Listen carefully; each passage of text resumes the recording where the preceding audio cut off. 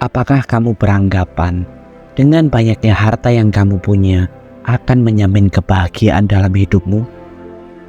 Di era modern saat ini, semua orang berlomba-lomba untuk mengumpulkan harta sebanyak-banyaknya, dengan harapan mereka bisa membeli apapun yang mereka mau. Tujuannya adalah untuk membuat dirinya menjadi bahagia. Tapi apakah kamu sadar bahwa kebahagiaan yang kamu dapat ini hanyalah kebahagiaan semu yang kamu rasakan mungkin hanya 1, 2, atau mungkin paling lama 1 minggu. Dan apa yang kamu rasakan setelahnya? Perasaanmu menjadi biasa saja dan bahkan cenderung hampa. Namun belakangan ini, banyak orang menerapkan gaya hidup minimalis, di mana dengan menerapkan gaya hidup ini, kamu bisa mengubah pandangan tentang kekayaan dan kebahagiaan.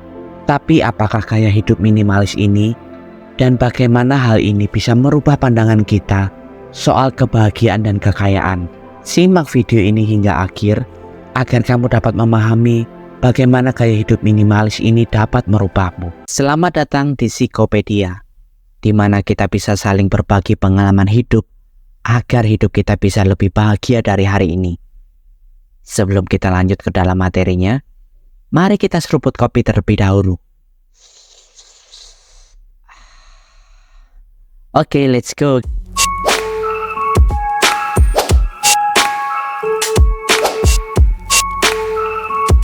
Gaya hidup minimalis. Sekilas mendengar perkataan ini, apakah yang ada di dalam benakmu? Dahulu yang ada di dalam benak saya, dengan menerapkan gaya hidup ini, saya hanya perlu membeli dan hidup dengan barang-barang yang memang saya butuhkan saja, dan tidak membeli barang yang memang tidak saya gunakan. Tapi ternyata pandangan saya salah tentang gaya hidup minimalis ini.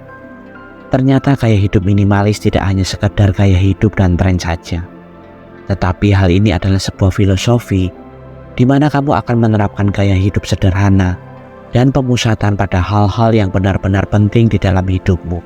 Hal ini bukanlah tentang hidup dalam kekurangan atau menjual semua barang yang kita miliki, melainkan menyadarkanmu bahwa memiliki semua barang-barang mahal yang bisa kamu beli tidaklah sama dengan kebahagiaan yang ada di dalam hatimu.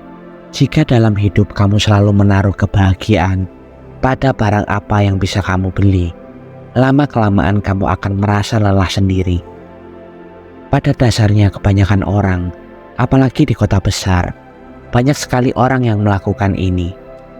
Bahkan ada banyak orang yang rela melakukan apapun untuk dapat membeli barang yang mereka inginkan. Padahal belum tentu barang itu memang kita butuhkan. Bisa saja barang yang kita inginkan itu hanya sekedar hasrat kita untuk memiliki. Dan setelah kita mendapatkannya, perasaan kita biasa-biasa saja. Mungkin kamu akan merasakan kepuasan, tapi hal itu adalah kepuasan sesaat saja. Masyarakat kita sering mengaitkan kekayaan dengan memiliki lebih banyak.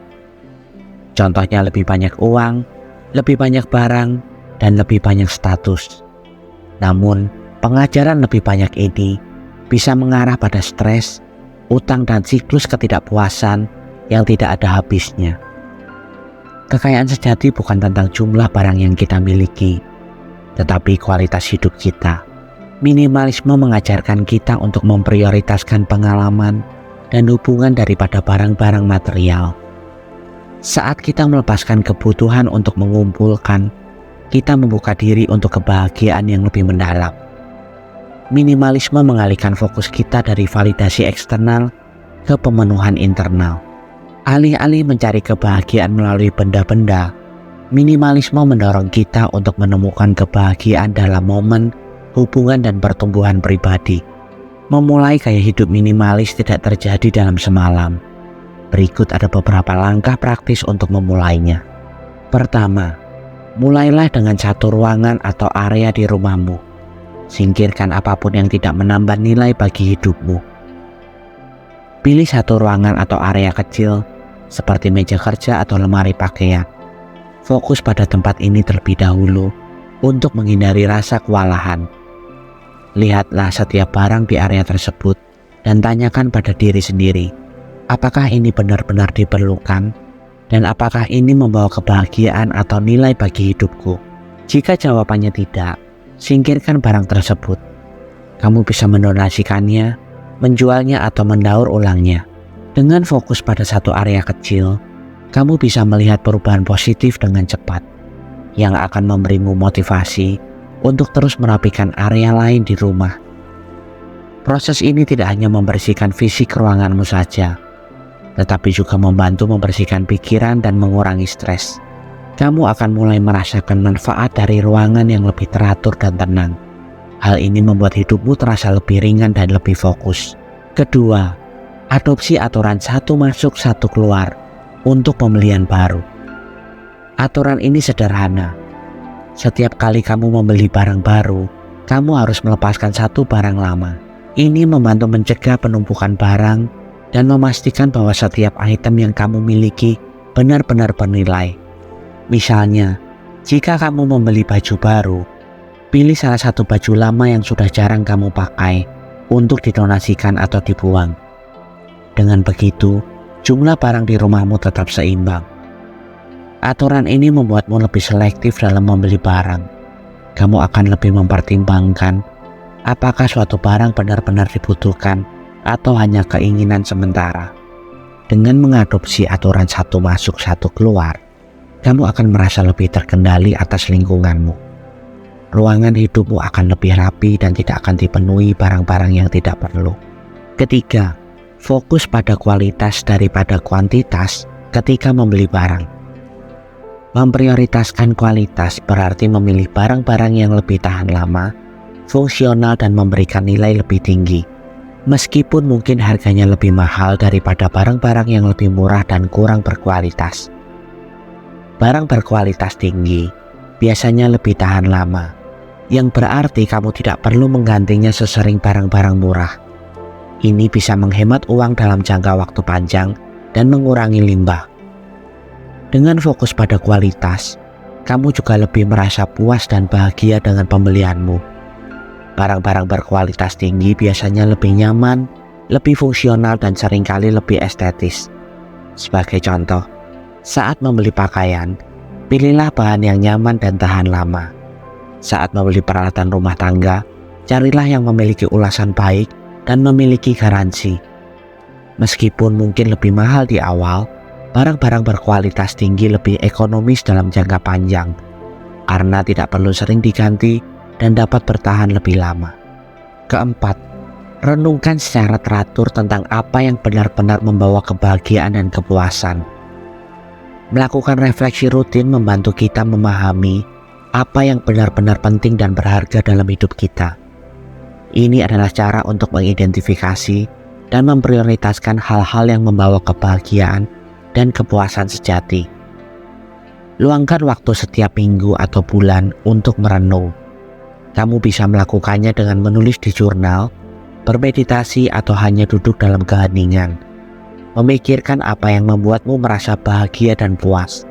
Tanyakan pada diri sendiri pertanyaan seperti, apa yang membuat saya paling bahagia minggu ini? Atau apa yang membuat saya merasa puas dan bersemangat? Dengan menjawab pertanyaan-pertanyaan ini, kamu dapat mengidentifikasi pola-pola dan aktivitas yang benar-benar memberikan kebahagiaan dan kepuasan.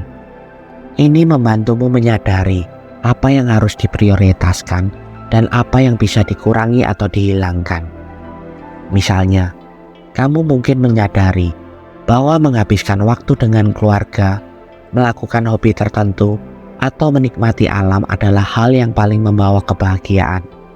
Prioritaskan kegiatan ini dalam hidupmu. Refleksi rutin juga membantu kita menyingkirkan kebiasaan atau barang yang tidak memberikan nilai tambah. Dengan demikian, kamu dapat mengarahkan energi dan sumber dayamu pada hal-hal yang benar-benar berarti.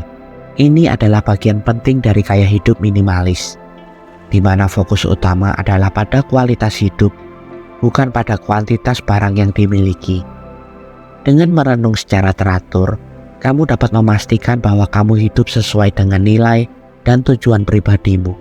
Minimalisme bukan tentang kekurangan, ini tentang kebebasan. Dengan mengidentifikasi ulang pandangan kita tentang kekayaan dan kebahagiaan, kita dapat menjalani hidup yang lebih bermakna dan memuaskan. Terima kasih sudah mendengarkan video kali ini hingga akhir. Jika kalian ingin berbagi pengalaman hidup kalian, dan mungkin hanya sekedar berkeluh kesah tentang kehidupan, kalian bisa komen di bawah video ini. Dan saya akan dengan senang hati menjadi pendengar dan rumah bagi kalian yang membutuhkan seseorang untuk mensupport kalian. Dan sertakan hashtag, saya ingin hidup lebih bahagia di setiap komen kalian. Sampai bertemu di video selanjutnya. Tuhan memberkati.